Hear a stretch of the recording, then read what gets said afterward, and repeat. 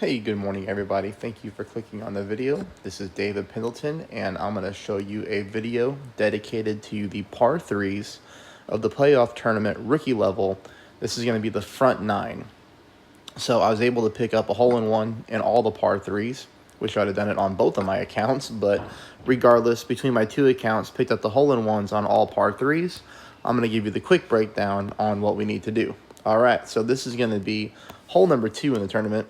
And we're just going to play this one for one. We're going to be using a navigator ball. And you'll notice the spin adjustment here. It's going to be, we're going to call this 1.3, 1.4 bars of backspin. Careful not to go too much backspin because you can come short of the hole. We're going to put our yellow ring right here on the rough line. And as the description said, we're going to be playing this 1 for 1. So with 4.1 mile per hour wind, we're going to pull this 4.1 rings. I do want you to take a notice here of the setup position. Notice that I have my ball guideline completely in the hole and through the hole, but it is favoring the right-hand side of the hole. So take a note there that we are favoring the right-hand side of the hole. You can see the ball guideline and the setup. And then from here, it's all about our ring pull. Again, we'll pull this 4.1 rings since we're playing it 1 for 1.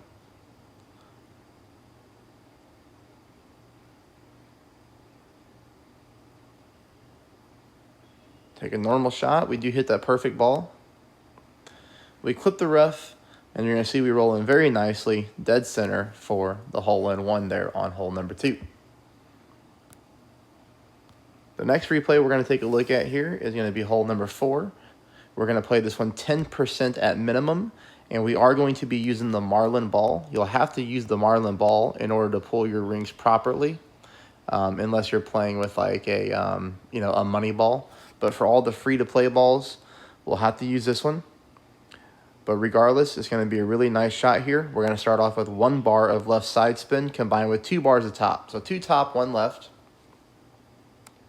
And then we're going to be putting our red ring on the fringe line. And now we're going to be wiggling our target back and forth until we get the ball guideline to look exactly like this. You'll see here that the ball guideline is touching the left edge of the cup.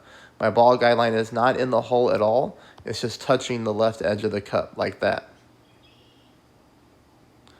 Here we make our ring pull.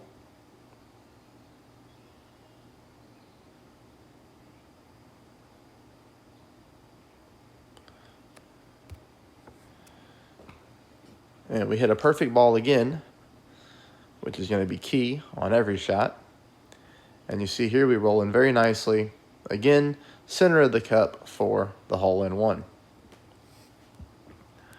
Now it's going to take us on to our final par 3 of the tournament, which is hole number 7. And I picked up the hole-in-one on both accounts, and I will show you both shots just simply because of the wind difference. So let's notice here that we're playing 4.8 wind. All right, we're going to be using a Marlin ball again, 20% at minimum. Marlin is all we need, and again, it's the same thing when it comes to the ring pull. If you're to use a navigator, you're probably going to get caught in between clubs, or you're going to be playing very, very close to the rough line, which I do not like. So this is a pretty easy setup shot. This is good with the Marlin. 2 top, no side, red ring at the rough line. We'll take a note here of where we're aiming. We're aiming just shy of the hole, and we're basically playing it right down the seam. And what I mean by seam is where those dark green and the light green rows touch. We're kind of aiming just right down the middle of that.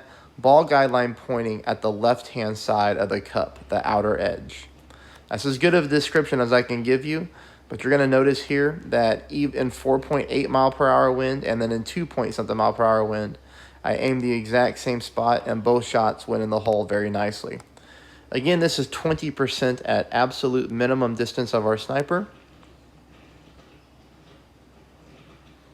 A perfect ball, and you're going to see we come in really nice. Now, we definitely love that camera angle whenever that one happens.